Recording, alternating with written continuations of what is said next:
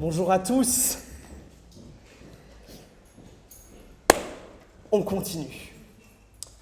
Depuis la semaine dernière, on a commencé à parler d'identité. On a commencé une nouvelle série dans l'Épître aux Colossiens, cette lettre de Paul, pour parler d'identité. Jusqu'au mois de décembre, on va essayer de répondre à deux questions. Qui sommes-nous ? En tant que chrétien, c'est quoi un chrétien ? Qui sommes-nous ? Deuxième question, qui est ce Jésus ? Les chrétiens, on prétend avoir fait une rencontre avec ce Jésus qui a transformé nos vies. Mais c'est qui ce Jésus ? Et au travers de cette épître, eh bien, c'est les questions auxquelles on va répondre. Et je vous propose d'ouvrir du coup vos Bibles à Colossiens chapitre 1. Si vous n'avez pas de Bible, il y en a à l'entrée. Si vous n'en possédez même pas vous-même, vous pouvez même la garder après coup. Vous pouvez te regarder sur votre téléphone. Mais prenez le texte devant vous. Et pendant que vous le cherchez, Colossiens chapitre 1, je vais vous rappeler un peu ce dont on a parlé la semaine dernière. La semaine dernière, on a vu l'introduction de cette lettre. Et Paul, il dit quelque chose d'important là-dedans. Il n'appelle pas les chrétiens des chrétiens ni des croyants, il les appelle des saints, vous vous rappelez ? Des gens mis à part. Des gens qui forment une famille sainte, une famille spéciale, une famille pas comme les autres. Alors, une famille certes, parce que c'est composé de gens différents, on ne s'est pas choisis les uns les autres, mais qui ont été rassemblés, parce qu'un jour Jésus-Christ a transformé leur vie. Une famille, mais sainte, mise à part, c'est le sens de ce mot-là. Mise à part dans un objectif, que dans nos vies, la priorité numéro 1, ça devienne Dieu. Dans tout ce que nous faisons, dans tout ce que nous disons. Et surtout en tant qu'Église, que notre priorité devienne de glorifier Dieu en faisant des disciples de Jésus-Christ. C'est-à-dire en amenant des gens à connaître qui est ce Jésus. Et on a lu que l'éthique de cette famille, elle était dominée par deux mots, vous vous rappelez ? Paix et grâce. Les chrétiens, ça doit être des gens qui sont prêts à pardonner, qui sont prêts à rechercher la paix, qui sont prêts à offrir grâce, un pardon immérité, même quand on nous a fait du mal. Et je vous propose que nous lisions la suite, verset 3. Nous rendons grâce à Dieu, le Père de notre Seigneur Jésus-Christ, et nous prions sans cesse pour vous. Nous avons en effet entendu parler de votre foi en Jésus-Christ et de l'amour que vous avez pour tous les saints. Je m'arrête là. Paul ici, il assure ses lecteurs qu'il prie sans cesse pour eux. Alors ça ne veut pas dire qu'il est toute la journée en train de faire ce qu'on vient de faire à l'instant, en train de dire « Seigneur, je te prie pour les Colossiens, etc. » Non. C'est que régulièrement, il prie pour eux. Régulièrement, il les a à cœur. Régulièrement, ils se sentent poussés par Dieu à demander à ce que lui les bénisse. Et Paul leur dit quelque chose d'intéressant. Le verset 4, il ne vous fait pas penser au verset 2. Paul, il leur dit, en fait, ce que je vous souhaite là dans cette intro de lettre, a priori, vous le vivez déjà. Vous avez une sacrée bonne réputation, en fait, les chrétiens de Colosse. J'entends parler de votre foi ou de votre fidélité à Jésus-Christ. J'entends parler de cet amour que vous avez les uns pour les autres. Et ce mot amour, ce n'est pas la première fois qu'on le rencontre. Si vous étiez là cet été, vous vous rappelez peut-être, on a parlé du livre des Actes et on avait vu cette première église et ce qu'elle vivait. Et on a vu qu'une des choses qui était absolument incroyable, c'était la manière dont ils s'aimaient. Ils étaient prêts même à vendre de ce qu'ils avaient pour être sûrs que leurs frères et sœurs ne manquaient de rien. Et là, c'est la deuxième fois qu'on voit cet amour radical. On l'a vu dans Actes à Jérusalem, maintenant on en entend parler à Colosse. Et ça, c'est important. Parce que ça veut dire que quand Paul, il souhaite ces choses-là, de la grâce, de la paix, de vivre ces choses-là, c'est pas juste un encouragement. C'est quelque chose qui se vit vraiment, en fait. C'est pas juste essayez et vous y arriverez peut-être. Non. A priori, c'est des choses qui se sont vécues et qui doivent se vivre. Et quand on réalise ça, on se dit, mais ça, c'est un sacré problème. C'est un sacré programme. Comment on va réussir à s'aimer de cette manière ? Comment on peut vivre ça ? Comment on peut vivre cette grâce, ce pardon, cet amour ? Alors qu'on est si différents. Et je suis sûr que c'est aussi la question que se posait cette jeune église de Colosse. Et Paul va leur expliquer ça. Paul va essayer de leur expliquer ça. Pourquoi ça se passe ? Et regardez, c'est le verset 5. Et ce verset-là, on va camper dessus, on va se poser dessus pendant un petit moment là. Paul continue en disant, à cause de l'espérance qui vous est réservée dans les cieux, espérance dont vous avez entendu parler précédemment par la parole de la vérité, la bonne nouvelle. Alors cette phrase, elle est compliquée. Alors le premier mot que vous avez, c'est peut-être à cause, ou en effet, ou ces choses-là sont fondées. Paul essaye de leur expliquer, là, ce que vous faites là, votre manière de vous aimer, ça vient de quelque part. Et il dit deux choses. Un, ça vient d'une espérance. On va voir ce que ça veut dire dans un instant. Et cette espérance vient elle-même d'un autre truc que Paul appelle la parole de vérité, la bonne nouvelle ou l'évangile. Et c'est ce dont on veut parler aujourd'hui. Cet évangile qui est à la base de tout le reste. Paul est en train de dire, évangile vous donne de l'espoir, espoir, c'est ça qui vous fait agir de cette manière. L'évangile, c'est la chose centrale au christianisme. C'est une des choses les plus importantes. Et Paul veut leur faire comprendre que ce qu'ils vivent là, c'est à cause de ce truc qui s'appelle dans vos traductions soit la bonne nouvelle, soit l'évangile. Alors on va commencer par définir ce que veut dire ce mot-là. Ce mot évangile, c'est un mot grec. En français, ça veut dire bonne nouvelle. Et c'est pas juste dit pour quand j'ai une bonne nouvelle, je viens d'être papa, non. Ce mot bonne nouvelle, il est très spécifique à l'époque. On en parle soit pour parler justement de la naissance d'un personnage ultra important. Par exemple, le fils de l'empereur romain. Ou on en parle quand on a gagné une bataille militaire absolument difficile. Ou encore, chez les Juifs dont est issu Jésus, dont est issu Paul, celui qui écrit cette lettre-là. La bonne nouvelle a un autre sens. On nous parle d'un temps de bonne nouvelle dans l'Ancien Testament. Un temps où, un moment, les choses vont changer. Les choses vont changer radicalement. Les prophéties de l'Ancien Testament parlent de ça. Il y a un moment là où l'histoire va se transformer. Et l'histoire va se transformer sur deux points. La bonne nouvelle, elle va toucher à deux choses. Un, tout le monde va avoir accès à Dieu. Si vous étiez là cette semaine en GDM, on en a parlé. Par Jésus-Christ, c'est ce qui s'est passé. Avant, il y a cette logique de chaque territoire, il y a une population dessus. Et Dieu, c'est le Dieu de ces gens-là.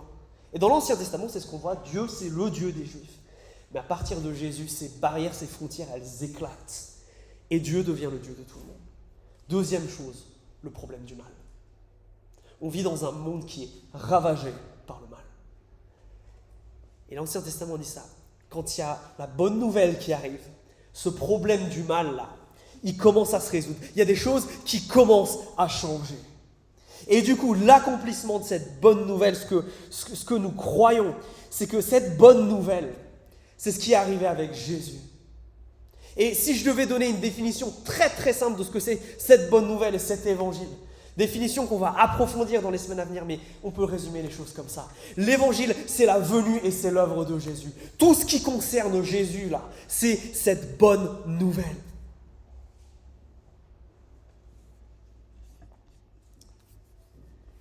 Et la deuxième chose que Paul nous disait, là, c'est que du coup, cette bonne nouvelle, c'est Jésus.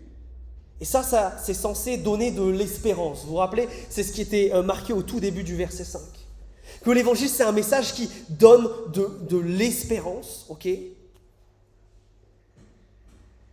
Mais une espérance, pourquoi ? Il y a quoi derrière ce mot-là ? On doit comprendre quoi ? Oui, Jonah. Dans la tête de Paul, cette espérance, c'est la chose suivante. C'est ce que Jésus, ce qu'il a commencé sur terre quand il est venu, un jour, il va le finir. Un jour, les cieux vont se rouvrir pour la deuxième fois. Et Jésus va venir. Et Jésus va descendre, cette fois pas sous la forme d'un enfant, pas sous la forme d'un petit bébé, mais sous la forme d'un grand guerrier. Et il va mettre fin définitivement au problème du mal. C'est-à-dire que le concept même du mal va cesser d'exister. Les conséquences du mal vont disparaître. Plus de guerre, plus de maladies, plus de relations brisées, plus de querelles et plus de colère. Le mal disparaît. Les conséquences du mal disparaissent et les causes du mal disparaissent. Tout ce qui détruit ce monde et qui nous détruit va disparaître. Le problème, mes amis, c'est que nous faisons nous aussi partie des causes du mal. On fait du mal. On en fait plein. C'est pour ça qu'il y a l'évangile. Parce que l'évangile va solutionner ces choses-là. Jésus va dire, je vais vous offrir une porte de sortie là. Au lieu que vous alliez vers la destruction, on va aller vers la transformation de vos cœurs. Pour que vous soyez dans cette famille, pour que vous n'ayez pas à vivre ça. L'évangile de Jésus, il amène ça, une solution au problème du mal. Non pas seulement pour l'espoir d'un moment où tout va être détruit, mais aussi l'espérance aujourd'hui qu'il peut y avoir une transformation du cœur qui est radicale. Alors pourquoi croire ça? Pourquoi avoir cette espérance future? Parce que là, on est quand même avec des gens qui modifient leur comportement, qui modifient leur manière de vivre en fonction d'un truc qui va arriver après et qui dépend d'un truc qui s'est passé avant eux. Comment être sûr qu'ils ne sont pas en train de finalement gâcher leur vie? Est-ce qu'ils ont raison de faire ce choix-là? La réponse est que bien sûr qu'ils ont raison de faire ce choix-là. Parce que quand Jésus est venu une première fois, ça a déjà commencé à tout changer. Quand Jésus est venu, il y a un nouveau groupe qui a commencé à émerger, plus basé sur la pratique religieuse, le pouvoir ou l'argent, mais basé sur l'amour sacrificiel. Ça s'appelle l'Église. Quand Jésus est venu, il y a des choses qui se sont passées. Ces conséquences du mal, là, elles ont commencé à cesser. Il y a des malades qui ont été guéris. Il y a des gens oppressés par des choses spirituelles qu'on ne comprend pas, qui ont été tout d'un coup, ils sont devenus saints d'esprit. Mais je crois que la plus grande chose qui s'est passée, c'est que les gens qui ont rencontré Jésus ont été transformés. Quand Jésus est venu, il y a des voleurs comme Zachée, qui ont été tellement transformés qu'ils se sont mis à rendre ce qu'ils ont pris x4. Quand Jésus est arrivé, il y a des gens qui ont été tellement transformés, comme par exemple Simon, qui était un zélote, c'est-à-dire un révolutionnaire et un assassin, qui est devenu un homme qui a prêché la paix ensuite toute sa vie. Ce que Jésus fait, c'est tellement révolutionnaire que des femmes à qui on ne donnait pas le droit d'être instruites, dont la parole ne comptait quasiment pas dans un tribunal, sont devenues les premières témoins de l'événement le plus important de l'histoire, la résurrection de Jésus. Quand Jésus est venu, les 3 petites années là où il a fait quelque chose sur terre, ça a été tellement marquant que notre calendrier démarre à partir de sa naissance. C'est quelque chose qui a profondément marqué l'humanité. Alors on pourrait se dire, oui, ok, bon, il a fait des trucs bien ce Jésus, mais ça suffit pas, vous avez raison. Parce qu'il y a un truc à propos de Jésus qui est fondamental que nous dit Paul. C'est que ce gars-là, à un moment, il est mort. S'il y a une chose sur laquelle tous les historiens chrétiens ou pas sont d'accord, c'est que Jésus, à un moment, est mort sur une croix. Mais ce qui est encore plus improbable, c'est qu'après qu'il est mort, il n'était plus mort. Après qu'il était mort, il était de nouveau vivant. La Bible appelle ça la résurrection. Jésus s'est relevé. Et quelqu'un qui est capable de faire une chose qui semble, mais humainement impossible, qui peut mourir et se relever? Personne. On sait tous en tant qu'humains qu'un jour on est, et après on meurt. Mais s'il y a un gars qui a dit, vous allez voir, je vais mourir, et après je vais me relever, et que ce gars-là le fait, alors je pense que la chose la plus saine, la chose la plus objective, la chose la plus intelligente, c'est bien de mettre sa confiance dans cette personne-là. Comme dit Paul, si Jésus n'est pas ressuscité, nous croyons en vain. Il dit ça dans l'Épître aux Corinthiens. Mais s'il est ressuscité, ça change absolument tout. Oui, les chrétiens de Colosse ont bien raison d'être autant transformés. Oui, les chrétiens de Colosse ont raison de croire que ce message est un message d'espoir. Pourquoi? Parce qu'il y a une preuve objective à la base. Il y a un gars qui était mort, qui n'est plus mort. Et ça, c'est la seule personne qui mérite qu'on change de vie pour lui. Oui, l'évangile, c'est un message d'espérance. C'est un message d'espérance pour demain, que tout ce mal va s'arrêter, mais qu'il y a des conséquences aujourd'hui. Parce que c'est ce que Paul était en train de leur dire. Votre changement, là, votre amour les uns avec les autres, il vient du fait que vous ayez cette espérance, qui elle-même vous a été communiquée par cet évangile. Ça, c'est intéressant.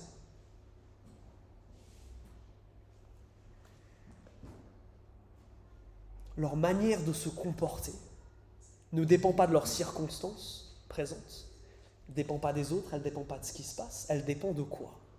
Elle dépend de cette espérance, elle dépend de ce qui va arriver après. Ils vivent dans le présent comme ça sera dans le futur. Ça, c'est comment les chrétiens de Colosse vivent. Et ça doit nous interpeller, nous, ce soir. Ils vivent en fonction de ce qui va arriver dans le futur. Ce qui leur fait prendre des décisions, c'est cette espérance qui est là. Ils vivent à la lumière de cette espérance qui leur est communiquée par l'Évangile. Et ça, je crois que ça a des implications pour nous. C'est un truc que vous faites déjà peut-être pour d'autres choses. Laissez-moi vous donner un exemple. Ma maman, elle a un don particulier pour l'accueil des gens. Si vous avez la chance d'être invité chez ma maman, vous allez être reçus comme des rois. Ma maman, elle a vraiment ce don d'accueil, etc. Mais, derrière ça, dès qu'on devait accueillir du monde, c'était le branle-bas de combat à la maison. Ma chère sœur et moi devions aider à tout préparer. Et il y avait intérêt à ce que la maison soit nickel, que les chambres soient faites, que tout soit nickel. On commençait à changer notre emploi du temps, on commençait à changer notre manière de vivre en fonction de ce qu'on savait qui allait arriver, c'est-à-dire des invités.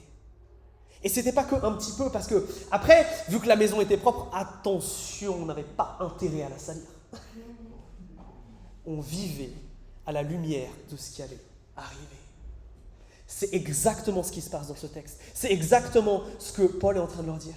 Mais dans cette éternité où le mal aura disparu, où vous vivrez comme une famille, où là, il n'y aura pas de mal, il n'y aura pas de raison de dispute, où vous vous aimerez, vous serez en paix, où vous vous pardonnerez les uns les autres. Ça, c'est ce qui arrive là. Mais commencez à vivre comme ça, maintenant. Maintenant, ça commence l'éternité. Le problème, c'est que dans nos mentalités, parfois, on pense que cette vie en tant que chrétien, c'est quelque part la salle d'attente avant d'entrer dans le spectacle et dans la chose géniale que sera l'éternité avec Jésus-Christ. C'est faux. Ce n'est pas une salle d'attente.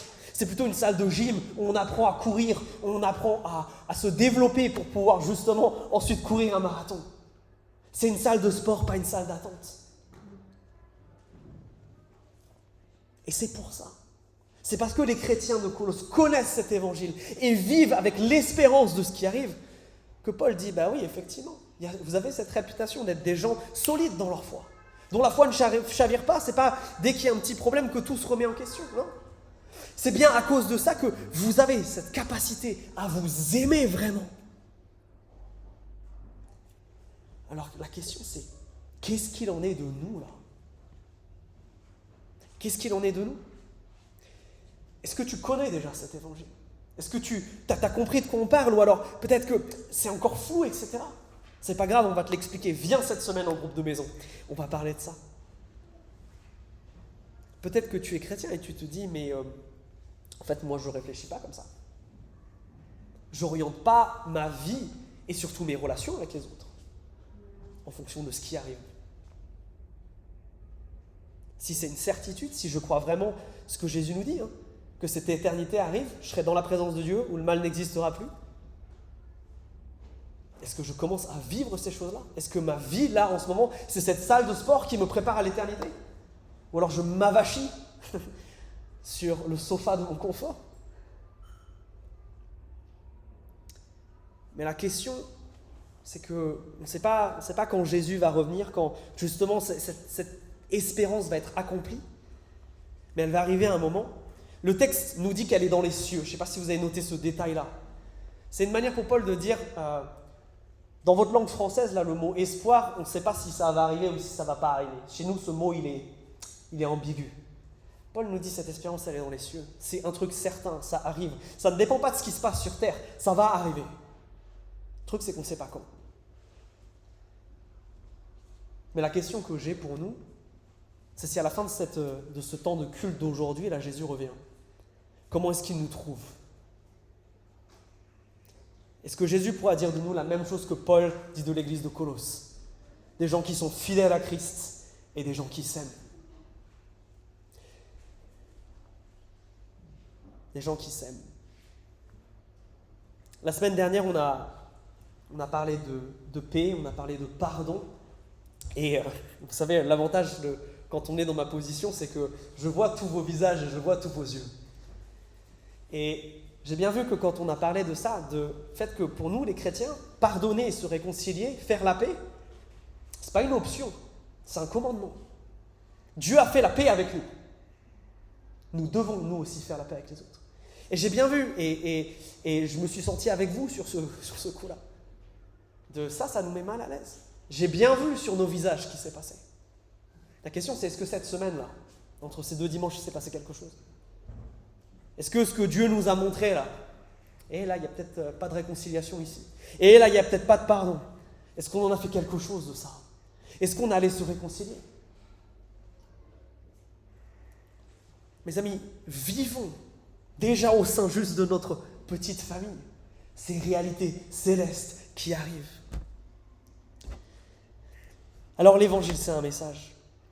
C'est ce message incroyable. Et regardez comment Paul continue d'en parler. On continue notre lecture, verset 6.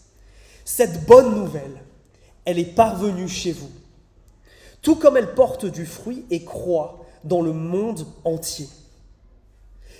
Il en est de même chez vous depuis le jour où vous avez entendu et connu la grâce de Dieu en vérité. D'après les instructions que vous avez reçues d'Épaphras, notre compagnon d'esclavage bien-aimé. Il est pour vous un ministre du Christ, digne de confiance. Il nous a appris à quel amour l'Esprit vous anime.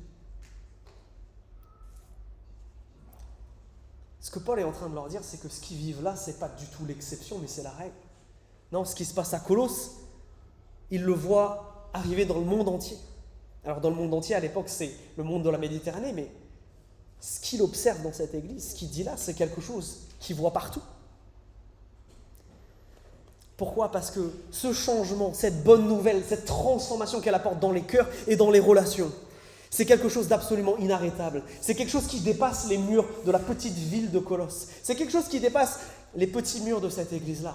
Non, ce message-là, l'évangile, c'est un message qui est absolument inarrêtable. Et Paul, il a dû passer par tellement de péripéties. Qui sait de quoi il parle ? Il écrit cette lettre, il est en prison. Il mentionne un gars ici qui s'appelle Épaphras, qui est la personne qui leur a apporté ce message de Jésus, qui a fondé cette église, qui est en prison avec lui. Ce n'est pas les oppositions qui manquent. Et pourtant, ce message est inarrêtable. Et c'est ce que Paul essaye de leur dire. Les amis, le message de l'évangile, il atteindra tout le monde en tout temps. Regardez, il y a 3 qualificatifs qu'il donne à ce message de l'évangile. D'abord, il est parvenu jusqu'à vous. Il est présent parmi vous. Vous avez peut-être ça dans vos traductions. Paul, il cherche à dire, même jusqu'à Colosse, là, même dans votre endroit à vous, vous n'êtes pas trop loin pour que ce message vous atteigne. Rien ni personne ne peut empêcher la propagation de l'évangile de Jésus-Christ. Que ce soit un être humain ou un être spirituel. Qu'importe son pouvoir, le pouvoir de Dieu est plus grand.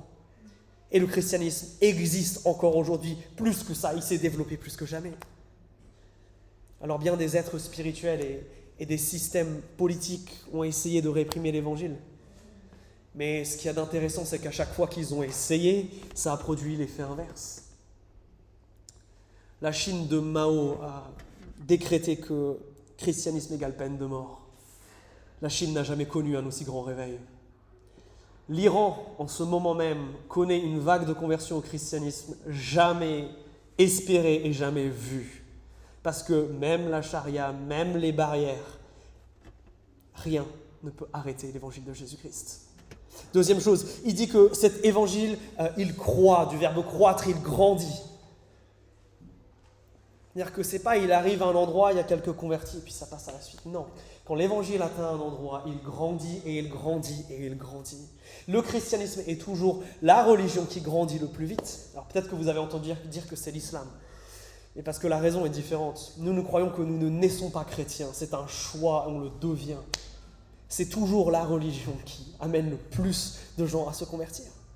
Le message du christianisme n'a jamais atteint autant de personnes qu'aujourd'hui. Il n'y a jamais eu autant de chrétiens sur la terre qu'au jour d'aujourd'hui.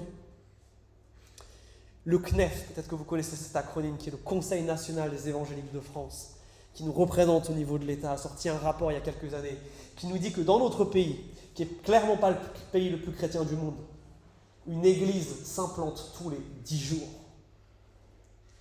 Est-ce que vous savez que juste dans notre ville de Nantes, depuis l'année dernière, nous sommes 5 églises à s'implanter dans cette ville. L'évangile est inarrêtable. Il n'y a rien qui peut l'arrêter. Même pas une société aussi athée que la France. Non. Dernière chose qu'il nous dit sur cet évangile, il porte du fruit.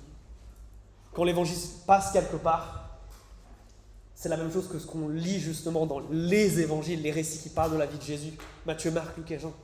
Les gens sont transformés. Dans notre petite expérience, on le voit déjà. Il y en a 5 d'entre vous qui, le 11 décembre, vont passer par les eaux du baptême. Il y en a 5 d'entre vous qui disent Jésus a tellement transformé ma vie que je ne peux pas me taire, que j'ai besoin de le dire publiquement devant les hommes et devant les anges. Que c'est quelque chose qui est tellement important pour moi que ça change ma vie et j'ai besoin de m'engager envers vous pour vous le montrer. Ça, c'est ce que Jésus fait. Cette semaine et la semaine dernière, je suis passé dans les groupes de maison et vous vous rappelez peut-être qu'on s'est posé une question en introduction qui était comment est-ce que vous avez vu Dieu agir au travers de votre groupe de maison cette dernière année? Et vos réponses sont toutes les mêmes.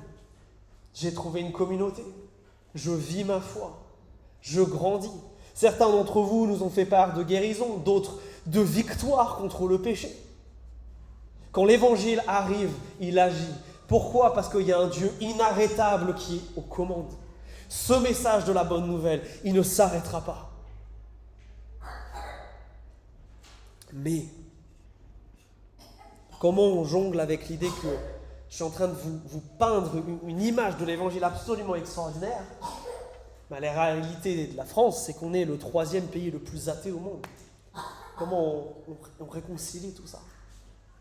Comment ça marche ensemble? Eh bien parce que Dieu n'a pas décidé de faire les choses tout seul.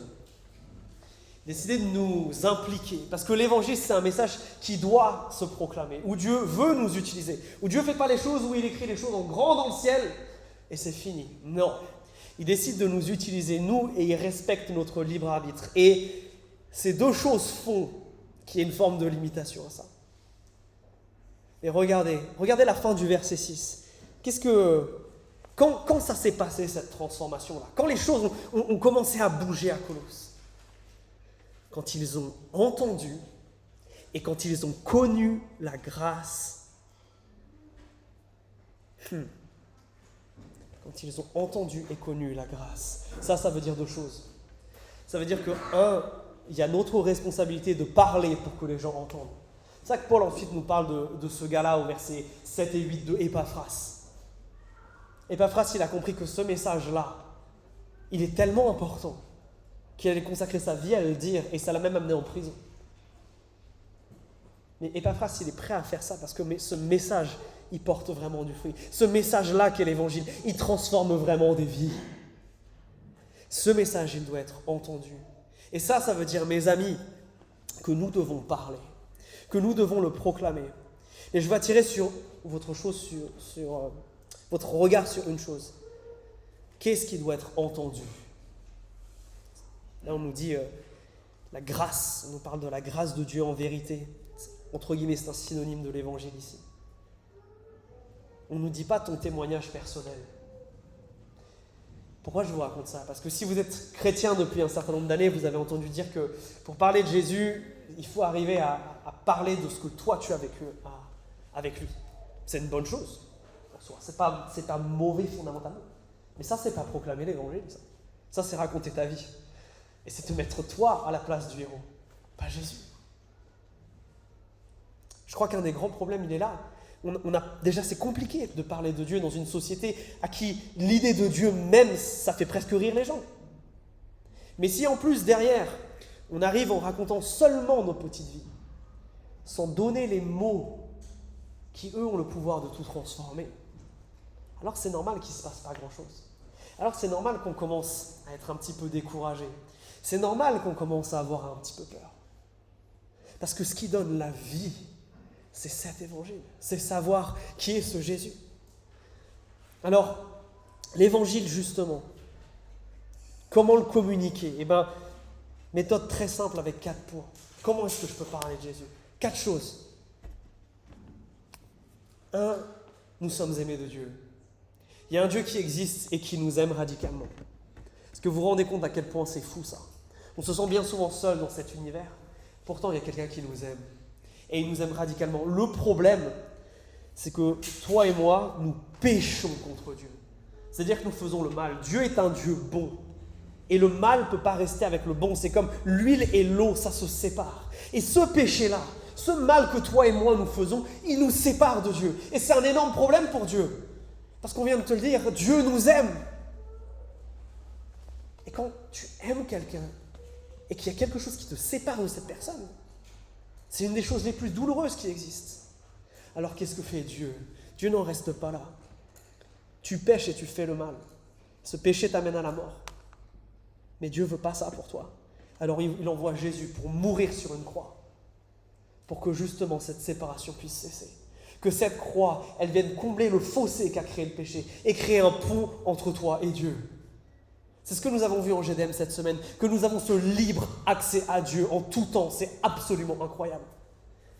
Mais à ça vient se poser une question. C'est est-ce que tu veux vivre pour et en relation avec ce Dieu-là? Ça modifie la vie, l'Évangile. Ça change la vie, l'Évangile. Mais à toi de prendre une décision. Est-ce que tu veux suivre Jésus ou non? 4 phrases à retenir, 4 symboles. Peut-être quelque chose que vous pouvez utiliser. Mais revenons au texte. C'est pas seulement quand ils ont entendu l'Évangile. C'est quand ils l'ont connu. Entendre et connaître. Qu'est-ce qu'on entend par connaître? C'est pas un synonyme d'entendre? Est-ce que ça veut juste dire qu'ils l'ont compris intellectuellement? Non, il y a quelque chose de plus fort. Le langage, le mot connaître dans la Bible, c'est un langage qui est tellement fort que parfois c'est utilisé comme un euphémisme pour parler des relations entre un homme et une femme. Le mot connaître présuppose la chose suivante. C'est que ce n'est pas un truc qui passe dans une oreille et qui repasse dans l'autre. Ce n'est pas un truc qui se comprend juste au niveau du cerveau. C'est un truc qui crée une rencontre dans le cœur. Connaître Dieu par Jésus-Christ, maintenant c'est possible. Ce n'est pas une histoire que d'entendre un message. C'est une histoire de rencontrer Dieu, d'apprendre à le connaître. Et j'aimerais que vous déculpabilisez les chrétiens par rapport à ça. Votre responsabilité, c'est de proclamer. C'est que la personne entende. Ce qui se passe ensuite, c'est une interaction entre le message que vous venez de donner et le libre arbitre de cette personne. Ça, ce n'est pas votre responsabilité. Vous n'avez pas, et c'est une très bonne nouvelle, vous allez voir, le pouvoir de changer le cœur de quelqu'un. Parce que si c'était le cas, on commencerait par changer notre propre cœur.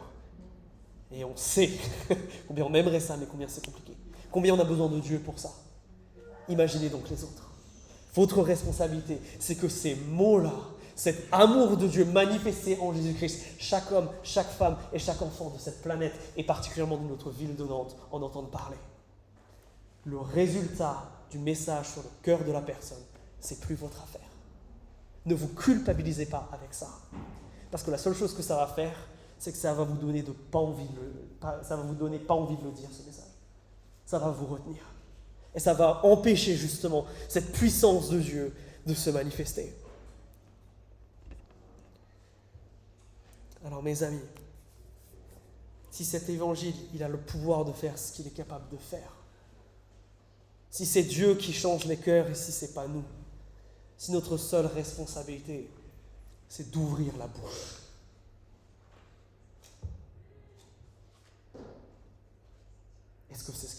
Est-ce que c'est quelque chose que nous faisons? Est-ce que nous nous rendons disponibles pour proclamer l'évangile? Est-ce que nous saisissons les occasions que Dieu nous donne?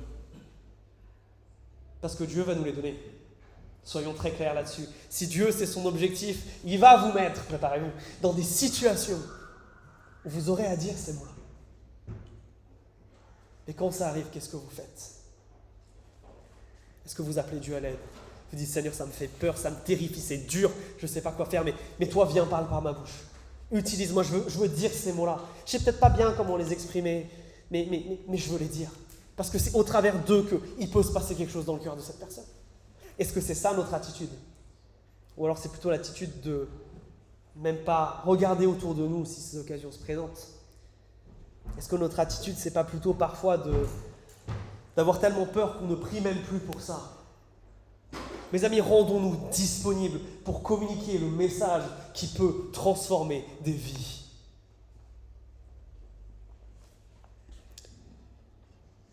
L'évangile, c'est un message qui nous donne de l'espoir pour demain et une réalité à vivre aujourd'hui. L'évangile, c'est un message qui est inarrêtable. L'évangile, c'est un message qui se communique. Mais il y a quelque chose que Paul n'a pas arrêté d'affirmer dans tous les versets qu'on a lus, c'est que ça se vit aussi aujourd'hui. Et que l'évangile, c'est quelque chose à vivre maintenant. Parce que c'est quelque chose qui a la puissance de transformer nos vies maintenant. Souvent, les chrétiens, on croit que justement cette grâce, elle a que le pouvoir un moment de nous faire demander pardon à Dieu pour nos erreurs et d'être acceptés par lui et c'est tout. Alors que cette grâce, cet évangile, c'est ce que nous avons besoin maintenant. Et c'est ce que Paul n'arrête pas de dire. Pour vivre ces relations transformées, pour que les choses changent, c'est ça dont nous avons besoin. Et Paul continue. Tout ce discours-là va lui donner envie de prier pour eux. Regardez verset 9. Paul dit ceci. C'est pourquoi nous aussi, depuis le jour où nous l'avons appris, nous ne cessons de prier Dieu pour vous et de demander que vous soyez remplis de la connaissance de sa volonté en toute sagesse et intelligence spirituelle, pour que vous vous comportiez d'une manière digne du Seigneur, afin de lui plaire à tout point de vue. Là, il y a quelque chose que Paul nous dit qui est tellement important sur vivre l'Évangile. Ça ne commence pas par le faire, ça commence par l'être.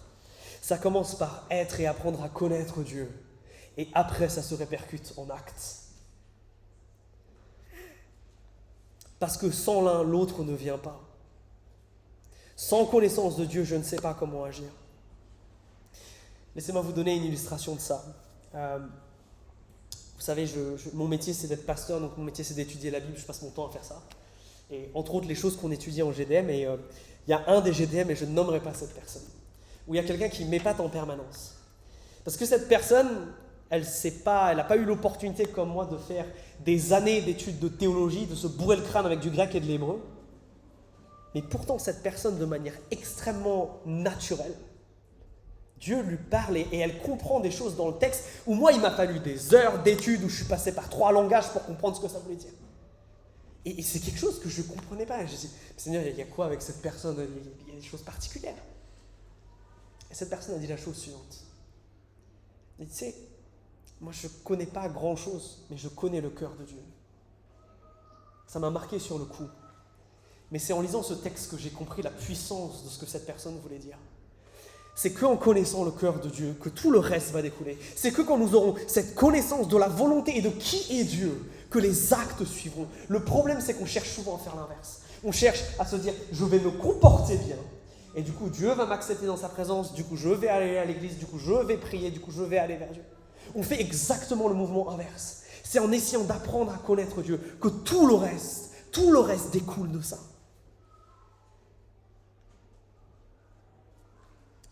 Et Paul nous dit, je reprends mon verset 10, que ça, cette connaissance de Dieu, ça va nous amener à quoi? À nous comporter d'une manière digne du Seigneur. Cet amour dont on a parlé tout à l'heure. Et Paul va donner 3 exemples. À quoi ça ressemble concrètement de se comporter d'une manière digne du Seigneur. Il nous dit 1, pour que vous portiez du fruit, pour toutes sortes d'œuvres bonnes. 2, que vous croissiez dans la connaissance de Dieu. 3, et que vous deveniez puissants à tous égards par sa force glorieuse en vue d'une persévérance et d'une patience à toute épreuve. Connaître Dieu pour lui plaire avec mes actes. Et il y a 3 choses que nous dit Paul. Paul nous parle de bienveillance. Et il y a un frère qui m'a attiré sur ce mot cette semaine. Il a dit, on sous-estime la puissance de ce mot. Bienveillance, ça veut dire veiller au bien. Ça veut dire s'assurer que le bien est fait, s'assurer que les autres et que moi je fais le bien. C'est exactement ce qu'on a lu il y a 2 semaines en GDM. Encourageons-nous à l'amour et à toutes sortes d'œuvres bonnes. C'est ce que nous dit Paul ici. Cet évangile, connaître Dieu, c'est ça qui va être le moteur, qui va ensuite nous permettre d'agir comme Dieu veut que nous agissions. Et puis après, il y a cette chose un peu incompréhensible, la deuxième chose, où il dit, pour que vous croissiez dans la connaissance de Dieu. Alors attends, ça veut dire quoi? Il faut que je connaisse Dieu pour croître dans ma connaissance de Dieu. Ça marche comment? L'idée, c'est la suivante. Je vais faire un parallèle de nouveau. Quand tu aimes quelqu'un, tu as envie de connaître cette personne. Et plus tu découvres des choses sur cette personne, plus tu as envie de la connaître. Et donc plus tu apprends de choses. Et plus tu as envie de la connaître. Qu'est-ce qui se passe là? Un cercle vertueux. Ce que nous dit Dieu, c'est en nous approchant de Dieu, en apprenant à le connaître, qu'est-ce qui va se passer? On va avoir envie d'apprendre à plus le connaître. Qu'est-ce que ça va entraîner? Des œuvres bonnes. Qu'est-ce que ça va entraîner? De l'amour. Dernière chose. Ce verset, on nous parle de persévérance. C'est en connaissant Dieu, c'est en le cherchant lui que je vais avoir la force pour tout ce qui est difficile. Je sais que certains d'entre vous passent par des véritables épreuves en ce moment-là, de persévérance, de patience, où c'est pas facile. Croyez bien, pour les chrétiens de Colosse, il n'y avait pas la loi de la laïcité qui les protégeait. Bien plus compliqué pour eux. Pourtant, ils ont tenu. Pourquoi ? Parce qu'ils étaient centrés sur cet évangile. Parce qu'ils voulaient vivre cet évangile. Ma question, c'est, dans ce qui te bouffe en ce moment, ce qui te demande d'être patient, dans ce qui te demande d'être persévérant, dans cette lutte que tu as en ce moment, est-ce que ton attitude, c'est de courir à Dieu ? Est-ce que ton attitude, c'est d'aller à l'évangile ?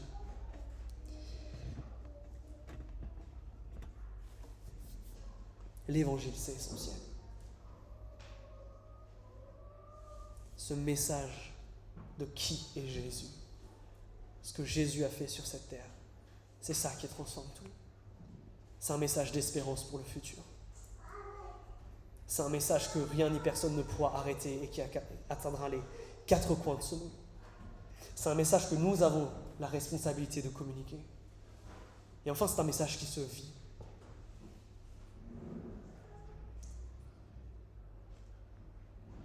Et ce message de l'évangile, il a entraîné les premiers chrétiens à écrire un truc qui s'appelle le credo. Credo, en latin, ça veut dire « je crois ». À résumer finalement ce que dit l'évangile et quelles sont ses conséquences en un truc, en un document. Et je vous propose que maintenant je vais le lire. Je vais dire cette chose-là et je vais vous demander une chose. Est-ce que vous croyez ces choses-là ? Est-ce que ces choses qui vont être dites dans un instant, c'est ça qui oriente votre vie ? C'est ça qui change la donne. Et si vous voulez commencer à proclamer cet évangile, à le confesser, je vais vous inviter, après la lecture que je vais en faire, à le chanter, cet évangile, à commencer à le proclamer à votre propre vie, avant d'aller le proclamer au monde.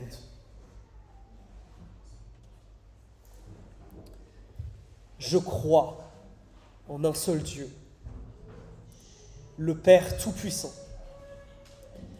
Créateur du ciel et de la terre.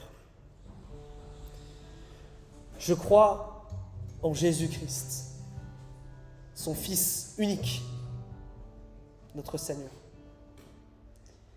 Il a été conçu du Saint-Esprit et il est né de la Vierge Marie. Il a souffert sous Ponce Pilate. Il a été crucifié. Il est mort et il a été enseveli. Il est descendu aux enfers.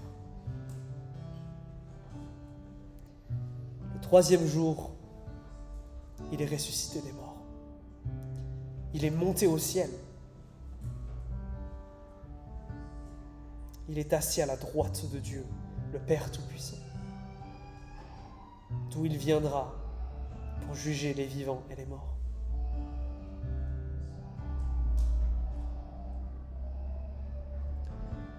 Je crois au Saint-Esprit, Dieu en nous. Je crois à la Sainte Église universelle,